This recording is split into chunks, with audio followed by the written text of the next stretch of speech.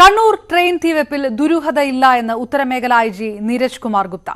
തീവെപ്പ് നടത്തിയ പശ്ചിമ ബംഗാൾ സ്വദേശി പ്രസൻജിത് സിക്ദർ മാനസിക പ്രശ്നമുള്ള ആളാണ്. ഇക്കൃത്യത്തിൽ മറ്റാർക്കും പങ്കുള്ളതായി കണ്ടെത്തിയിട്ടില്ല. ബീഡിയും തീപ്പെട്ടിയുമാണ് തീവെക്കാൻ ഉപയോഗിച്ചത്. മറ്റാർക്കും ഇതിൽ പങ്കുള്ളതായി തെളിഞ്ഞിട്ടില്ല എന്നും IG പറഞ്ഞു. Prima facie, the motive of crime is this person is a wandering kind of person.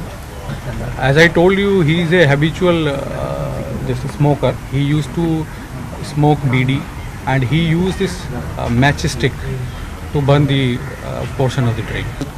So far we could not get any relationship between this Helatur case and this case. However, investigation is going on. CV Anumod തയ്യാറാക്കിയ റിപ്പോർട്ടിലേക്ക്. Kannur train തീവെപ്പ് കേസിലെ സംശയങ്ങൾക്കും ദുരൂഹതകൾക്കും താൽക്കാലികമായെങ്കിലും വിരാമമിടുന്നതാണ് പോലീസിന്റെ വാർത്താ സമ്മേളനം. കേസിൽ ഒരാൾ മാത്രമാണ് പ്രതിയായിട്ടുള്ളത്, പ്രസോൺജിത് സിക്ദർ. ഇയാൾ വെസ്റ്റ് ബംഗാൾ സ്വദേശിയാണ്. ഇതുമായി സംബന്ധിച്ച് പോലീസ് നൽകിയ വിശദീകരണം ഇപ്രകാരമാണ്.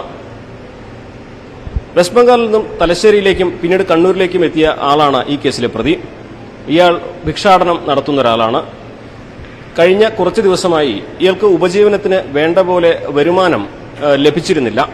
ഇതിൽ മാനസിക സമ്മർദ്ദത്തിലും വിഷമത്തിലുമായിരുന്നു പ്രതി. ഇതേ തുടർന്നാണ് ഇയാൾ ഈ കൃത്യം ചെയ്തത് എന്നാണ് പോലീസ് പറയുന്നത്.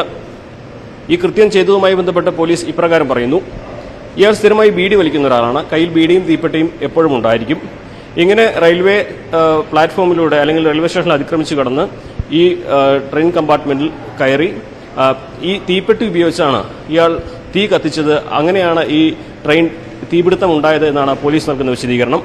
ഇതുമായി ബന്ധപ്പെട്ട് മറ്റ് ഇന്ധനങ്ങൾ, അതായത് പെട്രോളോ ഡീസലോ അല്ലെങ്കിൽ തീ പിടിക്കാൻ സഹായിക്കുന്ന മറ്റെന്തെങ്കിലും സാമഗ്രികളോ ഇയാൾ ഉപയോഗിച്ചതായിട്ട് ഇതുവരെ തെളിവ് ലഭിച്ചിട്ടില്ലെന്നും പോലീസ് പറയുന്നുണ്ട്. നിലവിൽ മറ്റ് ആരുമായിട്ടും ഇയാൾക്ക് ബന്ധങ്ങളില്ല. എലത്തൂർ ട്രെയിൻ തീവെപ്പ് കേസുമായിട്ടും ഇയാൾക്ക് ബന്ധങ്ങളില്ല. നിലവിൽ ഇയാൾ മാത്രമാണ് പ്രതിയെന്നും എന്നാൽ ഇതിൽ സംബന്ധിച്ച് കൂടുതൽ അന്വേഷണം നടത്തുവാൻ പ്രത്യേക അന്വേഷണ സംഘത്തെ രൂപീകരിച്ചിട്ടുണ്ടെന്നും പോലീസ് വ്യക്തമാക്കിയിട്ടുണ്ട്.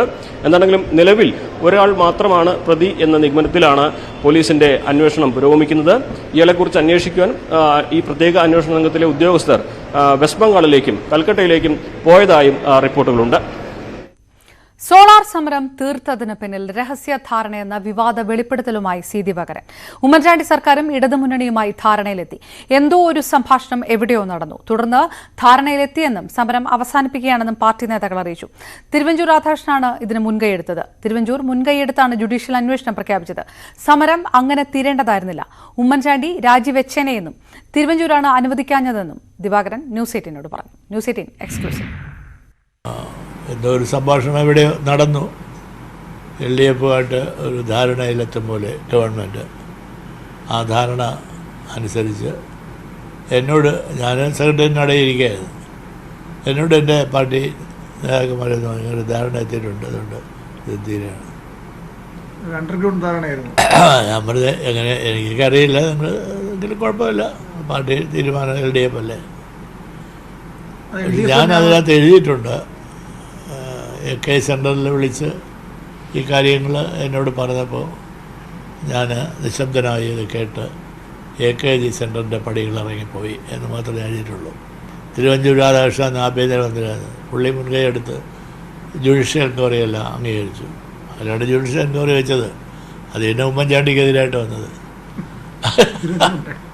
ആ ശിവരാജ് അയാൾ 4-5 കോടി രൂപയും വാങ്ങിച്ച് ഇന്നലെ ഒരു കാണാപ്പെടാന്നൊരു റിപ്പോർട്ട് വെച്ച് ഓരോരുത്തരും എത്ര തവണയാണ് സരിതയെ അല്ലേ, സരിതയല്ലേ എന്ന് സരിത ആരെല്ലാം ഉപയോഗിച്ചെന്നുള്ളത് എഴുതി വെച്ചു.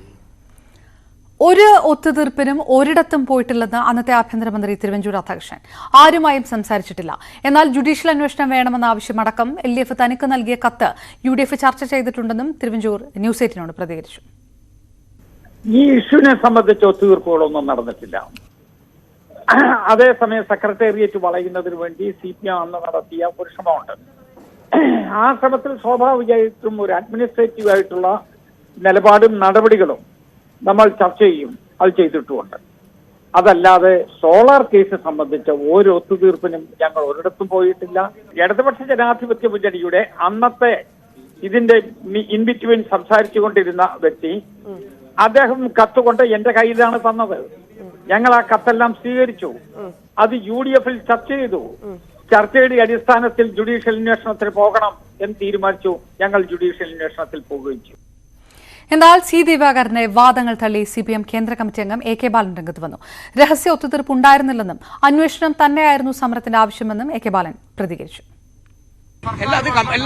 ജുഡീഷ്യൽ കമ്മീഷനാണ് ഞങ്ങൾ പറഞ്ഞത്. ജുഡീഷ്യൽ കമ്മീഷൻ പറഞ്ഞു. അത് മാത്രമല്ല, അന്നൊരു കൺസിലിയേറ്ററി ഒരു ചർച്ച നടന്നിരുന്നു. തിരുവഞ്ചൂരായിരുന്നു അതിന് നേതൃത്വം കൊടുത്തു. അദ്ദേഹം പറഞ്ഞു നമുക്ക് ജുഡീഷ്യൽ കമ്മീഷനെ വെക്കാമെന്ന്. ജുഡീഷ്യൽ കമ്മീഷനെ അല്ല, രഹസ്യമായിട്ടുള്ളതല്ല, ജുഡീഷ്യൽ കമ്മീഷനെ വെക്കാമെന്ന് അദ്ദേഹം പറഞ്ഞതോടുകൂടി തന്നെ അതവിടെ പ്രഖ്യാപിച്ചല്ലോ. അന്നത്തെ പാർട്ടിയുടെ സംസ്ഥാന സെക്രട്ടറി ആയിരുന്ന സഖാവ് പിണറായി ജുഡീഷ്യൽ കമ്മീഷൻ വെക്കാമെന്ന് തീരുമാനിച്ചതോടുകൂടി തന്നെ ആ ചാപ്റ്റർ ക്ലോസ് ചെയ്തു. ശരി, ഓക്കെ. സോളാർ സമരം തീർത്തതിന് പിന്നിൽ രഹസ്യധാരണയെന്ന സി ദിവാകരന്റെ ആരോപണം തള്ളി അന്ന് KPCC പ്രസിഡന്റായിരുന്ന രമേശ് ചെന്നിത്തല. തന്റെ അറിവിൽ ഒരു രഹസ്യധാരണയും ഉണ്ടായിട്ടില്ല. ധാരണ ഉണ്ടായിരുന്നെങ്കിൽ പിണറായി പറയട്ടെ. UDF-ന് ഒന്നും ഒളിക്കാനില്ലാത്തതുകൊണ്ടാണ് ജുഡീഷ്യൽ അന്വേഷണ കമ്മീഷനെ നിയോഗിച്ചതെന്നും രമേശ് ചെന്നിത്തല ന്യൂസ് 18നോട് പറഞ്ഞു. US-ലെ ലോക കേരള സഭയിലെ പണപ്പിരിവിൽ വിവാദം തുടരുന്നു. ബക്കറ്റ് പിരിവിന്റെ പരിഷ്കൃത രൂപമാണ് അമേരിക്കയിലെ പണപ്പിരിവെന്നും മുഖ്യമന്ത്രി പിന്മാറണമെന്നും പ്രതിപക്ഷം ആവശ്യപ്പെട്ടു. എന്നാൽ ധനസമാഹരണത്തെ CPM നേതാക്കൾ ന്യായീകരിച്ചു. മുഖ്യമന്ത്രിയുടെയും സംഘത്തിന്റെയും അമേരിക്കൻ സന്ദർശനത്തിലാണ് വിവാദം കത്തുന്നത്. മുഖ്യമന്ത്രിയെ കാണണമെങ്കിലും അടുത്തിരിക്കണമെങ്കിലും പണം കൊടുക്കണമെന്ന് പറഞ്ഞാൽ അതിന്റെ അർത്ഥം എന്താണെന്ന് രമേശ് ചെന്നിത്തല. വരേണ്യവർഗത്തിന്റെ പ്രതിനിധികളെ കൂട്ടി നടത്തുന്ന സമ്മേളനങ്ങൾ കൊണ്ട് സാധാരണ പ്രവാസികൾക്ക് ഒരു പ്രയോജനവുമില്ല. ലോക കേരള സഭ കൊണ്ട് കേരളത്തിലെ ജനങ്ങൾക്കോ പ്രവാസികൾക്കോ ഒരു പ്രയോജനം ഉണ്ടായിട്ടില്ല എന്നുള്ളതുകൊണ്ടാണ് കഴിഞ്ഞ കാലഘട്ടങ്ങളിൽ എല്ലാം ഞങ്ങൾ ബഹിഷ്കരിച്ചിട്ടുള്ളത്. ആദ്യത്തെ ലോക കേരള സഭയിൽ ഞാൻ പങ്കെടുത്തതാണ്. അന്ന് പ്രതിപക്ഷ നേതാവിനെ വൈസ് ചെയർമാനുമാക്കി. പക്ഷേ തുടർന്നുള്ള നടപടികൾ പരിശോധിച്ചപ്പോഴാണ് ഇതൊരു ധൂർത്താണെന്നും വരേണ്യവർഗത്തിന് വേണ്ടിയിട്ടുള്ള ഏർപ്പാടാണെന്നും മനസ്സിലായത്. പ്രവാസികൾ മനസ്സറിഞ്ഞു നൽകുന്നതിൽ അസൂയ എന്തിനെന്നായിരുന്നു AK ബാലന്റെ പ്രതികരണം. പ്രതിപക്ഷം വിചാരിച്ചാൽ മുഖ്യമന്ത്രിയുടെ പ്രതിച്ഛായ ഇകഴ്ത്താനാകില്ല. വിവാദം പ്രവാസികൾ പുച്ഛിച്ചു തള്ളും. പുൽപ്പള്ളി സഹകരണ ബാങ്ക് തട്ടിപ്പിൽ KPCC ജനറൽ സെക്രട്ടറിയുടെ അറസ്റ്റ് മറച്ചുവെക്കാനാണ് വിവാദങ്ങളെന്നും AK ബാലൻ വിമർശിച്ചു. പുൽപ്പള്ളി ബാങ്കിന്റെ പ്രസിഡന്റ് ഇപ്പൊ ജയിലിലാണ്. ഞാനീ സംസാരിക്കുമ്പോൾ ജയിലിലാണ്. 50 കോടി രൂപയുടെ തട്ടിപ്പാണ്, ചില്ലറയല്ല. ഇന്നേ വരെ അദ്ദേഹത്തിന്റെ പേരിൽ നടപടിയെടുക്കാൻ ഇവർക്ക് കഴിഞ്ഞിട്ടില്ല. അത് ഈ കേരളീയ സമൂഹത്തിന്റെ മുമ്പിൽ സജീവമായ ചർച്ചയാകും എന്ന് വന്നതിന്റെ അടിസ്ഥാനത്തിലാണ് ഇതൊന്ന് LDF-ന്റെ തലയിലേക്ക് വെക്കാൻ വേണ്ടി ലോക കേരള സഭയുടെ സമ്മേളനത്തെ ഇപ്പോൾ മാറ്റിയത്. 2 കോടി രൂപയുടെ ഡയമണ്ട് സ്പോൺസർഷിപ്പ് മുതൽ 25 ലക്ഷത്തിന്റെ ബ്രോൺസ് വരെയാണ് പിരിവ്. സംഭാവന ഓഡിറ്റ് ചെയ്യുന്ന സമ്പ്രദായമുണ്ടെന്ന് കഴിഞ്ഞ ദിവസം നോർക്ക വിശദീകരിച്ചെങ്കിലും 7 മാസം മുൻപ് UK-യിൽ നടന്ന മേഖലാ സമ്മേളനത്തിന്റെ കണക്ക് ഇതുവരെ പുറത്തുവിട്ടില്ലെന്ന ആക്ഷേപം സർക്കാർ നേരിടുന്നു. ന്യൂസ് 18 തിരുവനന്തപുരം. പുൽപ്പള്ളി സർവീസ് സഹകരണ ബാങ്ക് തട്ടിപ്പിൽ സഹകരണ വകുപ്പ് പ്രത്യേക അന്വേഷണ സംഘത്തെ നിയോഗിച്ചതായി മന്ത്രി VN വാസവൻ. സഹകരണ സംഘം രജിസ്ട്രാർ ഓഫീസിലെ ഡെപ്യൂട്ടി രജിസ്ട്രാർ T അയ്യപ്പൻ നായരാണ് അന്വേഷണ ഉദ്യോഗസ്ഥൻ. രജിസ്ട്രാറുടെ നിർദ്ദേശങ്ങൾക്ക് വിരുദ്ധമായി ബാങ്കിന്റെ പൊതുഫണ്ട് ചെലവഴിച്ചിട്ടുണ്ടോ എന്നീ വിഷയങ്ങളിലാണ് അന്വേഷണത്തിന് ഉത്തരവിട്ടിരിക്കുന്നത്. അടിയന്തരമായി റിപ്പോർട്ട് സമർപ്പിക്കാനും നിർദ്ദേശം നൽകി.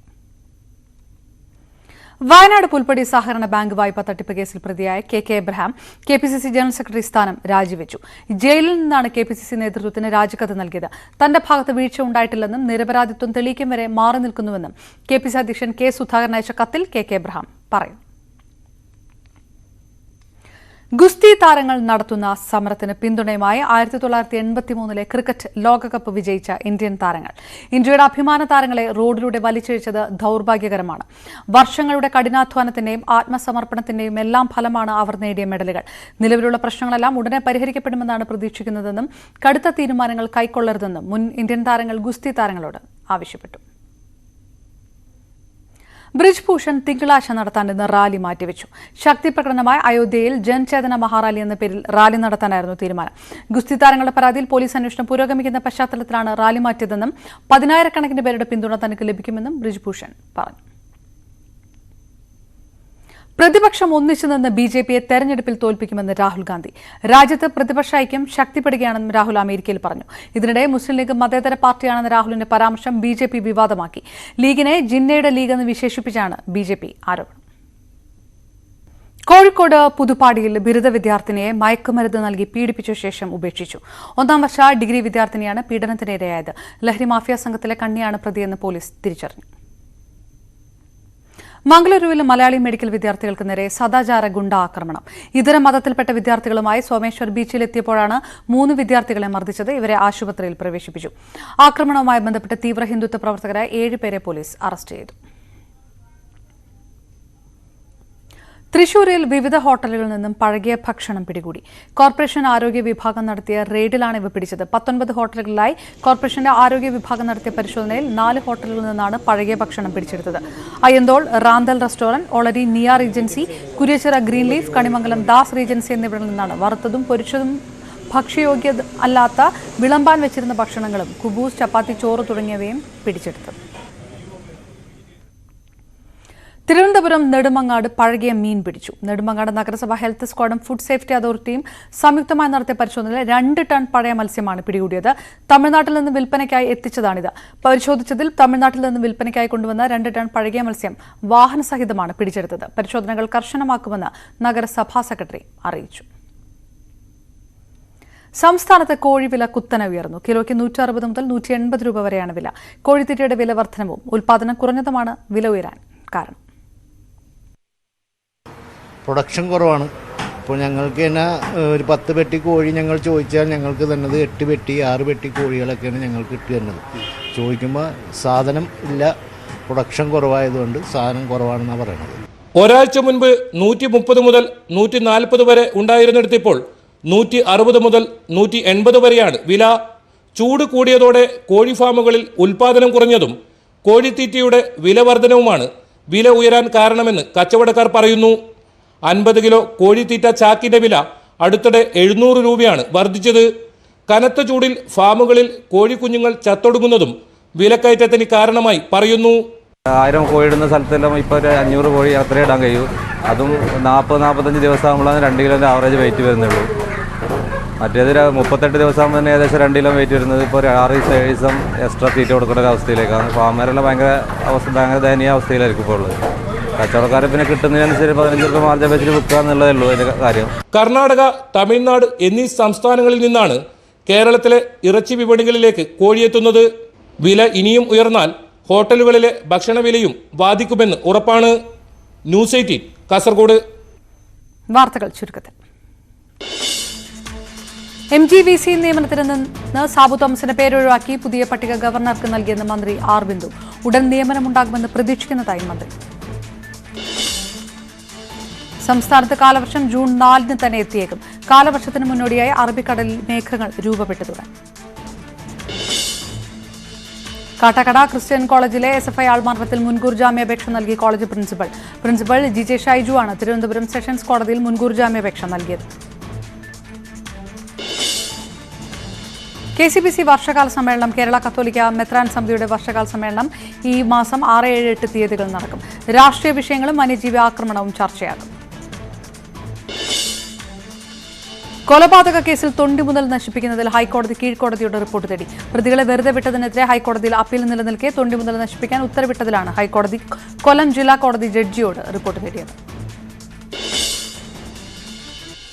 കേസുകൾ വേഗത്തിൽ തീർപ്പാക്കാൻ സാങ്കേതിക നേട്ടങ്ങളെ ഫലപ്രദമായി വിനിയോഗിക്കുമെന്ന് ഹൈക്കോടതി chief justice SV Bhatt. Chief ജസ്റ്റിസായി ചുമതലയേറ്റ് സംസാരിക്കുകയായിരുന്നു അദ്ദേഹം.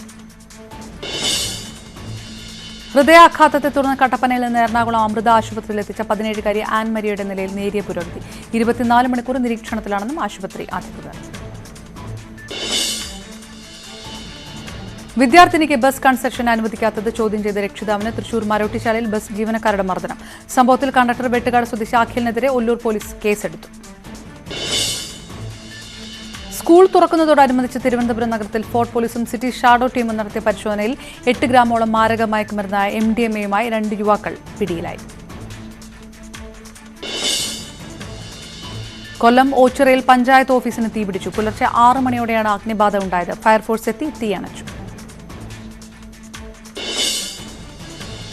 കേന്ദ്ര സർക്കാർ ലേബർ കോഡുകൾ പിൻവലിക്കുക, ചുമട്ടുതൊഴിലാളി നിയമം പരിഷ്കരിക്കുക തുടങ്ങിയ ആവശ്യങ്ങൾ ഉന്നയിച്ച് Kerala state head load and general workers union secretariat march നടത്തി. മാർച്ച് സംസ്ഥാന general secretary Elamaram Kareem MP ഉദ്ഘാടനം ചെയ്തു. ഇനി ഇന്നത്തെ സ്വർണം വെള്ളി പ്ലാറ്റിനം നിരക്കുകൾ. തരകൻസ് റോയൽ ജ്വല്ലറി ഇന്നത്തെ സ്വർണ്ണവില ബ്രോട്ട് യു ബൈ അനധികൃത വിൽപ്പനക്കാരിൽ നിന്നും സ്വർണം വാങ്ങി ഇനി ആരും വഞ്ചിതരാവരുത്. Tharakans royal jewellery, Kunnamkulam. സ്വർണം ഗ്രാമിന് 5600, പവന് 44,800, വെള്ളി ഗ്രാം 79, കിലോ 79,000 രൂപ, പ്ലാറ്റിനം ഗ്രാമിന് 3604, ഔൺസ് 1,12,097. തരകൻസ് റോയൽ ജ്വല്ലറി ഇന്നത്തെ സ്വർണ്ണവില ബ്രോട്ട് യു ബൈ അനധികൃത വിൽപ്പനക്കാരിൽ നിന്നും സ്വർണം വാങ്ങി ഇനി ആരും വഞ്ചിതരാവരുത്. Tharakans royal jewellery, Kunnamkulam. വാർത്തയിൽ നിന്ന് പൂർണ്ണമാകുന്നു. നമസ്കാരം.